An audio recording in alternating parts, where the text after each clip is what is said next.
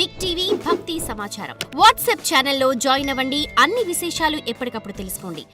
గురుగారు, ఈ మధ్య కాలంలో చాలామంది కూడా ఇంట్లో దీపారాధన చెయ్యాలి అని అంటే ఇల్లు మొత్తం కడిగేసి తుడిచేసి తలస్నానం చేస్తేనే దీపారాధన. అలాంటి పరిస్థితులు లేనప్పుడు అసలు దేవుడి మొహం చూడటం కూడా మానేస్తున్నారు. అది ఎంతవరకు సమంజసం?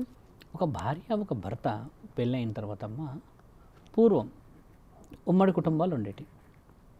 అన్ని గదుల్లో ఒక గది సపరేట్గా ఉండేది, అన్ని గదులు ఒకలా ఉండేవి, కానీ ఒక గది మాత్రమే సపరేట్గా ఉండేది. శారీరకంగా కలవాలనుకునే వాళ్ళు మాత్రమే ఆ గది అనేయడానికి ఒక ఉదాహరణ. పెళ్ళైన వాళ్ళంటే ఎక్కువ శాతంగా దాన్ని ఉపయోగించడానికి కానీ ప్రైవసీ వాస్తవం కదా. అంటే ఉమ్మడి కుటుంబాలు 8 గదులు ఉండేవి. చూడండి, మీరు గమనించండి. ముఖ్య ద్వారం నుంచి మొదలు పెడితే ముఖ్య ద్వారం నుంచి ఉన్న ఏదైతే ఈ ద్వారం ఉంటుందో, ఉదాహరణకి ఈ హైట్ ఉందనుకో తల్లి, దీనికి ఆపోజిట్ లైన్లో 3 ద్వారాలు ఉంటాయి. మధ్యలో ఒకటేమో పైనుంచి వెలుతురు కనబడడానికి ఉంటుంది. ఆ తర్వాత ఇంకో డోర్ ఉంటుంది, దీనికంటే ఒక 2 ఇంచులు చిన్నగా ఉంటుంది. అది మ్యాక్స్ టు మ్యాక్స్ హాల్ లాగా ఉంటుంది అనమాట. ఇక్కడ వైపు అటు ఒకటి ఆ హాల్లో నుంచి రైట్కి లెఫ్ట్ సైడ్ ఏమో వంటగది, ఈ రైట్ సైడ్కి ఏమో పూజ గది ఉంటుంది. కొంచెం ముందుకు వచ్చినాక సంసారాలు చేయడానికని ఇంకా దాని నుంచి ఎక్కడైతే ఇంటి ముఖ్యమైన ద్వారం నుంచి రైట్కి మరతామో పైనకి మెట్లు ఉంటాయి. ఆ మెట్లు రాళ్లతో ఉంటాయి. ఆ పైన మళ్ళీ 3వ 4వ గదులు ఉంటాయి కదా. అంటే అల్లుళ్ళు కోడళ్ళు వచ్చినప్పుడు ప్రైవసీ దాకా ఈ ప్రైవసీ అనడానికి పెట్టడానికి ఇప్పుడు మీరన్న దీపారాధనకి సంబంధం ఏంటంటే వైవాహిక జీవితాన్ని అనుభవించిన ఇద్దరు భార్యాభర్తలు పూజ ఆ శరీరంతో వెలిగించిన దీపం పుణ్యమైనది మనం గమనించాలి. స్నానం ఆచరించకుండా నేను చెప్తున్న ప్రశ్న, ఉదాహరణకి భార్యాభర్తలు కొత్తగా పెళ్ళైన వాళ్ళు ఉండి నియమ నిబంధనలన్నీ పాటించుకొని అలా ఎవరు చేయట్లేరు. పవిత్రత చెప్తున్నా, భార్యాభర్తలు అనేవాళ్ళే పవిత్రమైన బంధం మన శాస్త్రంలో రాస్తుంది. ఎందుకు శారీరకమైన కలయిక పవిత్రమైంది గురువు గారు ఈరోజు అపవిత్రం అంటున్నారంటే, శారీరక కలయిక ఒకప్పుడు వంశాన్ని అభివృద్ధి చేయడానికి మాత్రమే ఉండేది. ఈ రోజులాగా విచ్చలవిడితనం లేదు కదమ్మా. ఒకప్పుడు పెళ్ళైతే ఎంతమందిని కనేవాళ్ళు? సుమారు 15-16, 8-9 మినిమం, 6-7 పైనే కదా. అలా ఉండడం చేత వారి బంధం పవిత్రమైనది. అక్కడ ఏం అభివృద్ధి అవుతుందనంటే వంశం అభివృద్ధి, వంశోద్ధారకుల గురించి అని చెప్పేసి ఒక గొప్ప నిర్ణయము. ఎల్లోరా అజంతా శిల్పాలు దానికి నిదర్శనం. దేవాలయం పైనే ఉన్నాయి కదా అవన్నీ, మిగతా ఎక్కడ లేవు కదమ్మా. ఇలా ఉండడం చేత మీరన్న దీపారాధనను ఎందుకు చూడకూడదు, ఎందుకు చేయకూడదు అన్న విషయం వస్తే వీళ్ళు ఆ విషయాన్ని అపవిత్రమని భావిస్తున్నారు.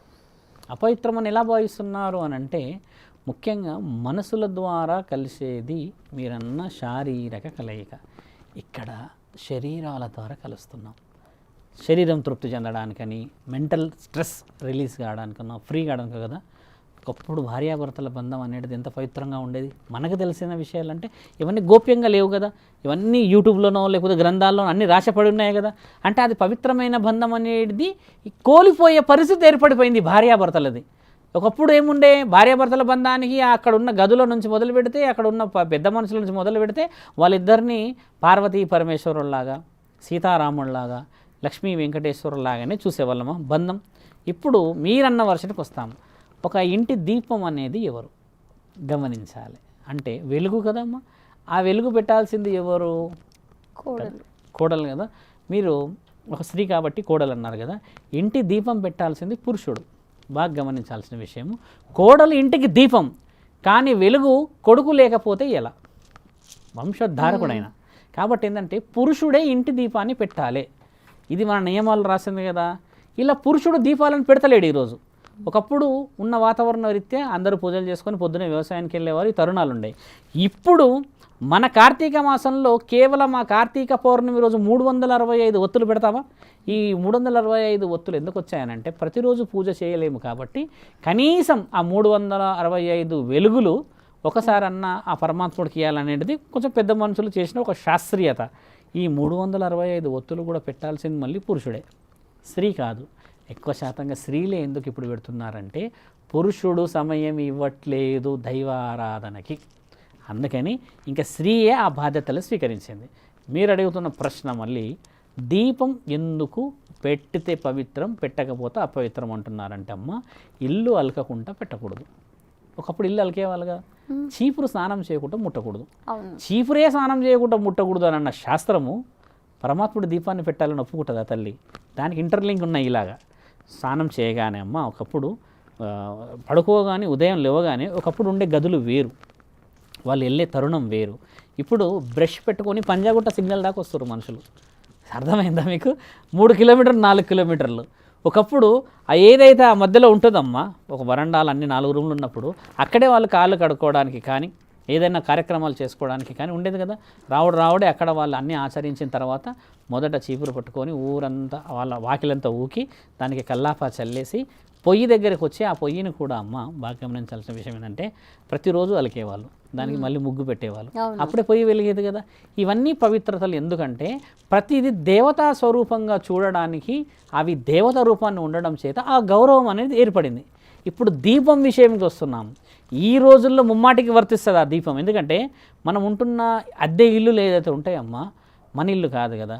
ఇప్పుడు గుమ్మడి పండు పెడతాం, తర్వాత ఇంకేదో చేస్తాం, లేకపోతే కొంతమంది పాలు పొంగిస్తారు కదా. ఏది పొంగించినా సొంతం ఇంటికి ఉన్నవాడి యజమానికే పోతుంది ప్రతిఫలం. మనం అందులో ఎలా ఉన్నాం? అద్దెకే కదా ఉన్నాం. కాబట్టి అది నీ సొంతం ఎలా అవుతుంది? కాబట్టి నీ ఇల్లుని నువ్వు శుభ్రపరచుకొని నీ ఇంటిని నీ దీపాన్ని నువ్వు కాపాడుకోవడం అనేది. ఒకప్పుడు దీపమే ఎందుకు పెట్టాలంటే ఒకప్పుడు వెలుగు లేదు, ఎలక్ట్రిసిటీ లేదు, కాబట్టి ఇప్పుడు దీపానికి విలువ లేదు. ఒకప్పుడు దీపం అది పెడితేనే ఇంటికి వెలుగు కదా. కాబట్టి ఆ దీపం కూడా చిన్నగా పెట్టకపోయేవాళ్ళు. నూనె అంత ఫెసిలిటీ లేదు కదా. దాని దీపం పెట్టే అఖండ జ్యోతి ఇంత పెట్టేవాళ్ళు. ఒత్తు ఇంత సైజు వచ్చేది. ఇంత సైజు ఒత్తు వచ్చినప్పుడు కింద మూలకి పెట్టేవాళ్ళు అంత అలంకరించి. ఎందుకంటే తాటు మట్టెలు కాబట్టి ఇబ్బంది కావద్దు. ఆ వెలుగు ఉన్నంతసేపు వాళ్ళు చేసే పనులు. తర్వాత లోపలికి తల వంచే లోపలికి వెళ్ళాలి, తల వంచి ఇంట్లోకి వెళ్ళాలి. ఆ ముఖ్యమైన సింహద్వారానికి మనం ఇచ్చే గౌరవం కదా. శాస్త్రీయంగా వేరే ఉన్నాయి, వాస్తు వాళ్ళు ఉంటారు, వాళ్ళు ఇంకా వేరేగా చెప్తారు. ఇవన్నిటికి అర్థం ఏంటంటే అమ్మా, శారీరక సంభోగం అనేది ఈ మధ్య వచ్చిన విషయమే. ఎందుకు వచ్చిందంటే ఈ రోజుల్లో మీరు బాగా గమనించండి, మద్యానికి కొన్ని ఈ సిగరెట్లో లేకపోతే దీనికో హద్దు వరకు లేదు. 7 o'clock ఎంతమంది పడుకుంటున్నారు ఈ రోజుల్లో? 7 o'clock లేస్తున్నారు మన వాళ్ళు. 7 o'clock అసలు ఏమీ కాదు పని. అలా కాదు, ఇప్పుడు 7 o'clock ఇంకా మన వాళ్ళు కోశకాడు ఉంటారు, ఇంకా అది కోస్తారో కూడా తెలియదు. కానీ యాక్చువల్లీ 7:30 to 8 o'clock నిద్రలో ఒకప్పుడు. మార్నింగ్ ఎన్ని గంటలకు లేసేవాళ్ళు? ఎగ్జాక్ట్లీ 4 లేదా 3:30 బ్రహ్మ ముహూర్తాను. ఇదే కదా. ఇప్పుడు నువ్వు లేట్ పడుకుంటే మరి మార్నింగ్ లేటే లేస్తావు. ఇప్పుడు పడుకోవడం మనం 12:30కి, అది కూడా WhatsApp final message good night పెట్టి అప్పుడు పడుకోవాలి. 1 2 కూడా అవుతున్నాయి. కాబట్టి ఇప్పుడు నువ్వు దీపం పెట్టే ఓపిక ఇక్కడ ఉంది. ఆల్రెడీ దీపాలు ఉన్నాయిగా ఇంట్లో. కాబట్టి ఈ చిన్న దీపం పెట్టే మనసు రాదు మనకి. నెల మొత్తంలో ఏదో 1వ రోజో 2వ రోజో శుక్రవారం పెడతారు, కాళ్ళకి పసుపు పెట్టారు మన వాళ్ళు. పసుపు పెడితే చాలా ఫీల్ అయిపోతారు, మిగతా వాళ్ళు చూసి నవ్వుతారంట. అదేందో మరి పసుపు పెడితే చూసి నవ్వుతారు. మొన్న ఇన్నది ఈ విషయం కూడా బాధ అనిపించింది. సాధు సత్పురుషులను ఇంటికి పిలుస్తారు, నైటిల మీద నిలబడి రండి స్వామి అంటారు. ఆ నైటిల మీద నిలబడి స్వామిని రండి స్వామి అంటే అది పవిత్రత నా తల్లి. ఇంటికి పిలిచిన ఒక సాధువుకి ఎలా మీరు గౌరవం చెప్పాలి బాగా గమనించండి. పసుపు ముఖ్యంగా కాళ్ళకి. నువ్వు ఇలా పిలిచేటప్పుడు ఇలా మాట్లాడేటప్పుడు ఈ చేతికి పసుపు ఉండాలి. ఈ పసుపు ఎందుకు ఉండాలో తెలుసు అమ్మ? చేతికి ఏ స్త్రీ చేతికి అయితే పసుపు ఉంటుందో తల్లి, ఆ స్త్రీ ఎవరినైతే బిడ్డనే కానీ తర్వాత మన ఈ పెనిమిటినే కానీ పట్టుకుంటే ఆ స్త్రీ దగ్గర ఉన్న లక్ష్మీ స్వరూపం, ఆ స్త్రీ దగ్గర ఉన్న సౌభాగ్యతత్వం పురుషుడికి వస్తుంది. పురుషుడి శరీరంలో అమ్మ కాళ్ళ ద్వారా ఎక్కువ శని వస్తుంది. దానికి ఉదాహరణ పాల సముద్రంలో కూర్చున్న మహావిష్ణువుడి కాలు ఇంకా నా తల్లి లక్ష్మీమాత ఒత్తుతూనే ఉంటుంది. ఎందుకు ఒత్తుతుంది? అది గమనించాల్సిన విషయం లేదా? ఎందుకు ఒత్తుతుంది అంటే శని ప్రభావం కాళ్ళల్లో పురుషుడికి ఉంటుంది. కాబట్టి లక్ష్మీమాత ఆ శని ప్రభావాన్ని తగ్గించడానికి కాళ్ళు ఒత్తుతుంది. అది శాస్త్రంలో రాస్తుంది. ఇంత వివరంగా రాస్తున్నది మన వల్ల ఎందుకు మనం పాటించాం? మీరు అడిగారు ధనం ఎలా కలగాలి, ఇవన్నీ కలగాలి, మా ఇలవెల్పుల బలం ఎలా రావాలంటే శాస్త్రమే ఈరోజు చెప్పేవాళ్ళు లేరు కదా. మా అమ్మ చెప్పేది ఏం చెప్తున్నారు తెలుసా? ఈరోజు పెడతారు పెద్ద పెద్దగా అన్ని వివరణలు చెప్తారు. ఏం చెప్తారంటే ఈ ఇయర్ ప్రణాళిక చెప్తారు ఆ గుడిది. అర్థమైందా? కుటుంబాలు ఎలా ఉండాలో చెప్పట్లేరు. ఎందుకు? ఇప్పుడు నేను చెప్పాను కుటుంబం కదమ్మా, నాలాగా 1,00,000 మంది కుటుంబాల గురించి చెప్తే మరి మారేటోళ్ళు కూడా 100 మంది అయిపోతారు కదా, 1,00,000 మంది అవుతారు కదా.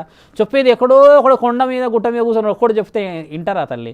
అందరూ చెప్పాలి, అందరూ మారాలన్న విషయము ఒక దీపం మీద ఆధారపడి ఉంది. ఆ దీపం పెట్టాల్సింది ఎవరు ఎలా అన్న విషయం నిబంధనలు తీసుకొస్తే బాధ్యతాయుతముగా ఇంట్లో పురుషుడు పెడితే ఆ ఇంటిని కాపాడాల్సిన బాధ్యత స్త్రీది.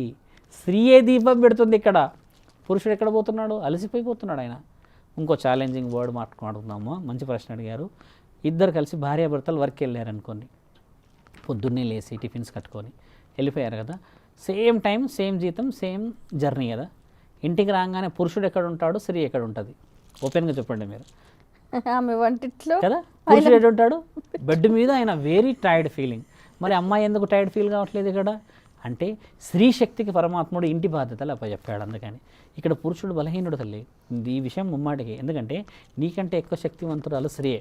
అందుకని స్త్రీ ఏం చేస్తుంది, మళ్ళీ ఉదయం నీకు ఆవిడే వంట చేస్తుంది, రాత్రికి ఆవిడే నీకు వంట చేసి పెడుతుంది. అన్నీ చేసిన తర్వాత నీతో పాటు తినేసి నీతో పాటు పడుకొని నీకంటే ముందు లేచి మళ్ళీ నీకోసం వండి పెడుతుంది కదా. అందుకని స్త్రీ ఆది పరాశక్తి అయింది. స్త్రీ ఆది పరాశక్తి కావడానికి గల అర్థం కూడా చాలామంది తల్లులకు తెలవాలని చెప్తున్నా. స్త్రీ ఆది పరాశక్తి 14 చేతులు ఉండడం వల్ల కాలేదు.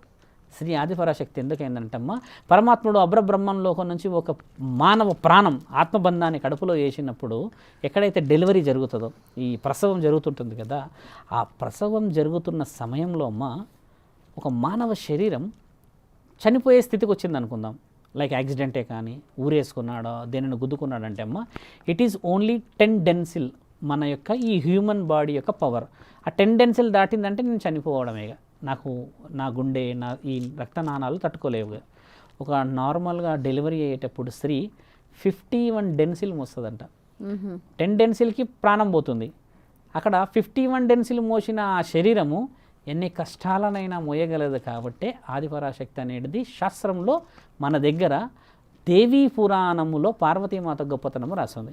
ఇలా ఆదిపరాశక్తి అంటారు ఆడవాళ్ళని. మన వాళ్ళందరూ ఏమనుకుంటారు, త్రిశూలం పట్టుకొని కాళికామాత ఇలా వచ్చేసి చంపుతుంటే 4 తల ఇట్లా కనబడ్డాయి కదా, 11 చేతులు అని అనుకుంటారు, 12 చేతులు కదా. అలా రాలేదు. అంటే స్త్రీ శక్తి గురించి ఎందుకు చెప్తున్నా అంటమ్మా, స్త్రీ ఇంటిని కాపాడే బాధ్యత ముఖ్యంగా స్త్రీలదే. డబ్బులు తెచ్చేసి పురుషుడు అన్ని మానిటర్ చేయలేడు కదా, కానీ స్త్రీకి అనువనువు తెలుస్తుంది కదమ్మా. అందుకని మీరు అన్నప్పుడు ఇప్పుడు దీపం పెట్టాల్సింది ఎవరో మీ నోటి ద్వారానే చెప్పండి.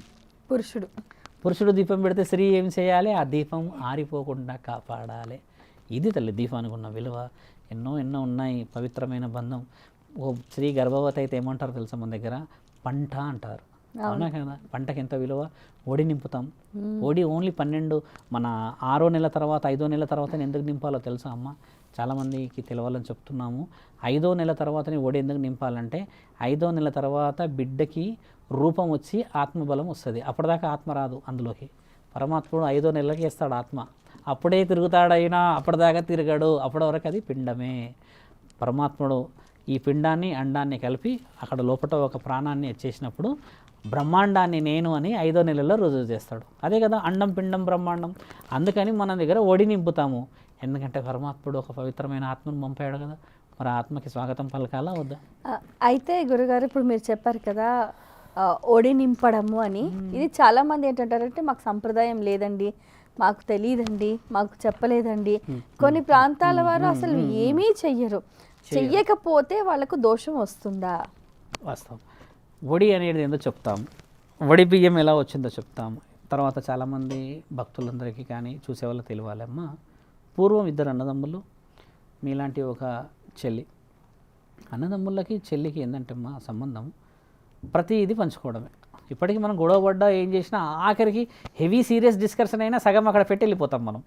అంతేగాని తినం మనం. ఆ రక్తానికి ఉన్న విలువ అది. అయితే ఇక్కడ ఏందవుతుందంటమ్మా, అప్పట్లో 3 పంటలు వచ్చేటి. ఇప్పట్లో తగ్గింది, నీళ్ళు ఆ వాతావరణాలు వేరు. కానీ 3 పంటల వాతావరణం ఉన్నప్పుడు ఏమయ్యేదంటమ్మా, ప్రతి పంటలో అన్నదమ్ములకి తర్వాత ఈ చెల్లికి ఆ వరి వాళ్ళు పండించిన ఆ పంటలన్నీ 3 విధాలుగా విభజించబడేటి. అంటే అన్నదమ్ములకి ఎందుకు అని అంటే పెద్దలు ఉంటారు కదా, ఆ అన్నదమ్ములకి, పిల్లల అన్నదమ్ములకు కాదు. ఒక ఇంట్లో 3 అన్నదమ్ములు ఉమ్మడి కుటుంబాలు ఉంటాయి కాబట్టి అలా వాళ్ళన్నీ ఒక దగ్గర సర్దుకునే కార్యక్రమం భాగాలలాగా ఉండేది, ఒక్కొక్క కుటుంబ బాధ్యతలు. ఇలా ఉన్నప్పుడు ఏమైందంటే ఆ చెల్లికి పెళ్లి చేశారు వాళ్ళు. పెళ్లి చేసినప్పుడు సమయం జనవరి, అంటే ఈ సంక్రాంతి సమయాలు ఎక్కువ జరుగుతుంటాయి. అప్పుడు కోతలు వచ్చే సమయం ఏం చేశారంటే అన్నాదమ్ములు వ్యవసాయాన్నింటినీ విభజిస్తూ వచ్చేసరికి చెల్లి లేని లోటు కనిపెట్టారు వాళ్ళు. చెల్లి లేదు, మరి 1, 2, 3 కదా, 3వ భాగం లేదు కదా అన్న ఆ బాధను ఏం చేశారంటే, చెల్లె ఇక్కడ లేకపోయినా పర్లేదు, మనం ఏం చేస్తాము, మనందరం కలిసి ఎద్దుల బండిలో తీసుకెళ్దాం. ఒకప్పుడు ఎద్దుల బండిలే కదా, ఎద్దుల బండిలో చెల్లికి కావాల్సిన వాటా తీసుకెళ్ళి అక్కడ ఇద్దామని చెప్పేసి అత్తగారింటికి వెళ్తారమ్మా. అత్తగారు చాలా ఆనందంగా ఫీల్ అవుతారు. ఓహో, మీరందరూ చెల్లి భాగాన్ని తీసుకొచ్చారే, చాలా ఆనందంగా తెచ్చారే అది చెప్పి తీసుకొస్తారు. అత్తవాళ్ళు కూడా ఒకప్పుడు అందరు కుటుంబాలు బాగానే ఉండేటి కదమ్మా. మళ్ళీ 3వ నెలకి మళ్ళీ వస్తారు. అంటే అప్పట్లో 3 పంటలు 4 పంటలు 4 నెలలకు వచ్చినప్పుడు అత్త కొంచెం గదమాయిస్తుంది కోడల్ని, ఏం మనకు లేదా, ఓ తీసుకొస్తున్నారు మీ అన్నలు ఎద్దుల బండిలో, అది ఏదన్నా ఒక మాట వస్తే 3వసారి మళ్ళీ వస్తారు. అప్పుడు ఇక అడ్డుకుంటారు వాళ్ళని, మీరు రాకూడదు, మీరు తీయకూడదు. అంటే అన్నదమ్ములు ఏం ఫీల్ అవుతారు, వాళ్ళ యొక్క మనసులో మాట ఏముంటుందంటే, అమ్మ మా చెల్లిని మా నుంచి దూరం చేస్తున్నారే ఈ బియ్యం విషయంలో, మేము చిన్నప్పటి నుంచి అన్నీ పంచుకొని తిన్నాం, రక్త సంబంధానికి ఉన్న గొప్ప విలువ అది. అలాంటిది పెళ్ళి అనే బంధం ఏర్పడగానే మేమిచ్చే ఈ వారసత్వాన్ని స్వీకరించకుండా అహంకారాన్ని చూయించి కొంచెం వీళ్ళు మమ్మల్ని వ్యతిరేకించినట్టు మాట్లాడుతున్నారన్న ఆ అన్నదమ్ముల బాధ ఈ చెల్లి తట్టుకోలేక చాలా అంటే అత్తగారింటికి పోయిన అతను మాట్లాడలేరు కదా, అతను దాటి ఆ ఏడుపు, ఆ కన్నీటి చుక్కలు ఆ కడప మీద పడ్డప్పుడు ఒక ఆకాశవాణి నిలబడుతుందమ్మా. ఇంటికి వచ్చిన ధాన్యం, ఇంటికి వచ్చిన లక్ష్మి ఒక సౌభాగ్యం. అలాంటి లక్ష్మిని మీరు వెనక్కి తిరస్కరించడం చేత ఖచ్చితంగా అనుభవించి తీరుతారు వాళ్ళు తెచ్చిన ఆ బాధ్యతని అని అన్నప్పుడు కొంచెం పట్టించుకున్నట్టుగా వదిలిపెట్టినప్పుడు ఏమవుతుందంటమ్మా, కరెక్ట్గా 5 సంవత్సరాలు ఆ అత్తగారు ఉన్న ప్రాంతం మొత్తం అమ్మ తీవ్రమైన అనావృష్టి వస్తుంది. అంటే ఎక్కడ లేని నష్టం ఏర్పడి పంటలు పండక వివరణ చూసుకుంటే ఎక్కడ నుంచి దొరకదు వీళ్ళకి వ్యవసాయం, ఎక్కడ నుంచి వ్యవసాయం పండదు, నీళ్ళు లేకపోతే ఎలాగమ్మా. అలా ఉన్నప్పుడు అన్నదమ్ములని రిజెక్ట్ చేసేసారు కదా, తేకూడదని మీరు తేలేరు. అప్పుడు సమాచారం అందే పరిస్థితి లేదు, మళ్ళీ పోవాలంటే వీళ్ళందరూ కలిసి పోవాలి. ఇన్ని ఆలోచనలు చేసి 6వ సంవత్సరం ఈ అత్త వీళ్ళకి తినడానికి దాచుకునే అయిపోతాయి కదమ్మా.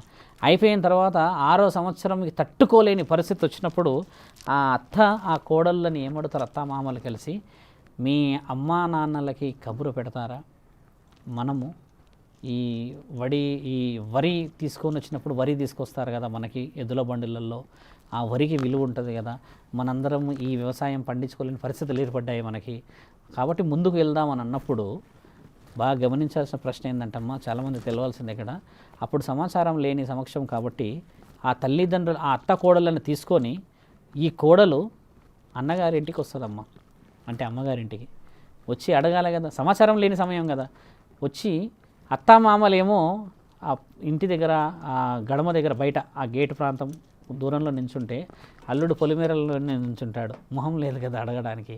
అత్తామామలకు కొంచెం అహం అడ్డు వస్తుంది అడగాలంటే. ఈ చెల్లి కడప లోపటికి వచ్చి అడిగిన మాట మొట్టమొదట ఏంటంటే, అన్న ప్రతి సంవత్సరం మీరు 3 సార్లు మా ఒడి నింపుతారు, గత 5 సంవత్సరాల నుంచి మీరు రాలేకపోవడం చేత ఆస్తులన్నీ కొంచెం అప్పట్లో వరే కదా కొంచెం కనుమరుగై పరిస్థితి చేత జారే విధంగా ఉండడం చేత మేమే మీ ఇంటికి వచ్చామన్నా, నా ఒడి నింపి పంపిస్తావా అని ఇలా తీసి ఒడి చాపుతుంది ఆవిడ, గట్టిగా ఇలా పెడుతుంది అన్నదమ్ముల మధ్యలో. పెట్టినప్పుడు ఆ అన్నలు పడే బాధ చాలా చాలా చాలా వర్ణనాతీతం ఉంటుంది. అప్పుడు ఏం చేస్తారంటే, మీ అత్త వీళ్ళు రాలేరంటే మాట ఆ రోజు మిమ్మల్ని అన్నారు కాబట్టి ఆ మాట వెనక్కి తీసుకునే మొహం లేదు, లేకపోతే ఆ మాట అనలేని పరిస్థితి దాటిపోయిందని చెప్పేసి వాళ్ళు బయటే ఉన్నారన్న, నీ పెనిమిటి ఎక్కడున్నాడని అంటే రాలేకపోయాడు, అల్లుడు కదా పొలిమేరలోనే ఉన్నాడు అన్నప్పుడు అప్పుడు మళ్ళీ వాళ్ళందరూ ఇచ్చిన మహాబలం చెల్లి ఒడిని ఇంట్లోనే కూర్చోబెట్టి దోసిట్లో నుంచి నింపుతారు. ఇలాగా ఎందుకు నింపుతారంటే, మొదట ఒడి పట్టేసింది కదా, ఒడి పట్టగానే దోసడి నింపుతారు. దోసడి నింపేటప్పుడు ఆ అత్త కోడళ్ళు వీళ్ళందరూ ఇంటికి వచ్చి కూర్చుంటారమ్మ. అలా ఒడి నింపిన కార్యక్రమం ఏమవుతుందంటే, తర్వాత 7 ఎద్దుల బండ్లు వెళ్తాయి మళ్ళీ ఊరికి. వెళ్ళినప్పుడు ఆ అత్త మామలు చాలా ఆనందపడి, ఇక పైన మీ చెల్లెకి ఇచ్చే ఏదైతే మీ చెల్లెకి ఇచ్చే ఏదైతే మర్యాద ఉంటుందో మీరు పాటించవచ్చును, మేము మీ ఇంటికి వచ్చి తీసుకెళ్తామన్న గౌరవం అది. అందుకని మీరన్న ఈ వడి బియ్యం అనేది అత్తగారింట్లో పోసుకునేది కాదు, ఆ వడి బియ్యం అనేది అమ్మగారింటి నుంచి వచ్చిన హక్కు. ఈ హక్కు కాస్త రాను రాను రాను రాను బియ్యానికి దీనికి వెసతులు అవన్నీ తగ్గిపోయాయి కదమ్మా. అలా రాను రాను రాను రాను ఆడపిల్లకి అది కట్నం అయింది, కట్నం వచ్చింది. అలాగా వడి నింపే కార్యక్రమం నుంచి కట్నం వచ్చింది, కాంపన్సేట్గా చేశారు. కానీ ఇదెక్కడ కాంపన్సేటు, అక్కడేమో ఆకలి కోసం ఉన్న కాంపన్సేటు. ఇప్పుడు చూసారా, లక్షలు ఇవ్వకపోతే మరి కుదురుతలేదంట, ₹1 కోటి కట్నం ఇవ్వాలంటున్నారుగా. మరి వడి అనేది విలువతో కూడుకున్న మన సాంప్రదాయం అయితే ఈ కట్నాలు అనేది లేదు. ఈ వడిని అమ్మ మీరు అన్నారు కొన్ని మాకు పాటిస్తలేరు చేస్తలేరు అంటున్నారు కదా, అది సంవత్సరానికి 3 సార్లు నింపాలి వడి. అది కాస్త సంవత్సరానికి ఒకసారి అయింది, కేవలం సంక్రాంతికో దసరాకో. అది కాస్త 2 సంవత్సరాలకు అయింది, అది కాస్త 3 అయింది. ఇప్పుడు 5 సంవత్సరాలకు కూడా పోసుకోవట్లేరు. 5 సంవత్సరాలు దాటితే ఓడిపోయకూడదు. ఇది ఒకటి ఉంది. ఇప్పుడు 5 సంవత్సరాలు దాటిన చాలామంది స్త్రీలు ఏమంటారంటే ఒడి బియ్యం అనేది మా అమ్మగారు అత్తగారు నుంచి ఎక్కడి నుంచి మాకు పోయట్లేరు, మాకు అరిష్టాల, మాకు చాలా ఇబ్బంది అనిపిస్తుంటే ఒడి బియ్యం అనేది హక్కు అమ్మ. మరి ఒడి బియ్యం కూడా ఎలా నింపుతారు మీరు గమనించి చూస్తే ఉంటే అందులో తాంబూలం పెట్టి కొన్ని బట్టలు పెట్టి కొన్ని మర్యాదపూర్వకంగా పెడతారు కదా. ఇప్పుడు ఇది మన తెలంగాణ ప్రాంతం విషయం చెప్తున్నాను. కొంచెం అభివృద్ధి చెందిన ప్రాంతాల్లో లేకపోతే నాగరికతని కొంచెం ఎక్కువ పాటించడానికి పోతే అమ్మ ఏ పెళ్ళి అయినా చూడండి ఒడిలో నింపి ఉంటాయి. ముస్లిమ్స్ పెళ్ళి చూడండి అందులో కాజు బాదాము ఇంకేవో కలిపి ఉంటాయి. కొంచెం వేరే విషయాలు వెళ్ళి చూడండి ఖచ్చితంగా ఇలా టవాల్ వేసి పెడతారు. అంటే ఇది ఒడి అనే కార్యక్రమమే చాలా బలమైనది, విలువైనది. సాంప్రదాయం ఒకప్పుడు ఈ విధంగా ఉండే కదా. మీరన్న వడి బియ్యము ఈరోజు ఈ విధంగా ఎలా వచ్చిందనంటమ్మ, డబ్బుకు విలువ ఎక్కువైపోయింది, నగలు నట్రాలకు విలువ ఎక్కువైపోయింది, నువ్వా నేనా అన్న పరిస్థితి ఏర్పడడం చేత మీరన్న వడి బియ్యం ఎక్కడ, ఇప్పుడు మీరు అనుకుంటున్న వడి బియ్యం ఎక్కడమ్మా. ఇప్పుడు మేము కూడా ఏంటంటే ప్రేక్షకులందరూ కూడా ఏంటంటే నేను కేదార్నాథ్ ఆలయం కడుతున్నాను కాబట్టి నేను ప్రతి సంవత్సరం శివరాత్రికి ఎంతమంది వచ్చినా వడి నింపే కార్యక్రమము వాళ్ళు వంతనలో పోయినా కూడా నేను నింపాలనేది కూడా గత చాలా ఛానల్లో చెప్పాను. వడి ఎవరికైనా ఇబ్బంది అయినమ్మా కేదార్నాథ క్షేత్రంలో వివరంగా ఉచితంగా చాలా గౌరవంగా నేను వాళ్ళందరికీ తొడబుట్టిన వాడినై పోయాలనేది నాది ఒక బలమైన కోరిక. అది నేను శాసనం కూడా రాయబోతున్నా, రాసి పెడతా. కాబట్టి ఏంటంటే వడి ప్రతి స్త్రీ కోరుకుంటుందమ్మా, ప్రతి తల్లిదండ్రులు కోరుకుంటారు. ఇంకో ప్రశ్న, ఒకవేళ అన్నదమ్ములు లేకపోతే మరి ఆ స్త్రీకి వడి ఎవరు నింపుతారో తెలుసా? బాబాయిలు, మేనమామలు, తర్వాత మేనత్తలు, తర్వాత మన ఇంట్లో మన అమ్మా నాన్నలు కూడా నింపవచ్చును. ఈ విధంగా వచ్చిన గొప్పమైన వడిబియ్య కార్యక్రమము చాలామందికి తెలియదమ్మా, శాస్త్రం ఎంత గొప్పగా ఉందో. ఇదమ్మా విషయం మీరు అన్నది. For more videos like this, subscribe Big TV channel.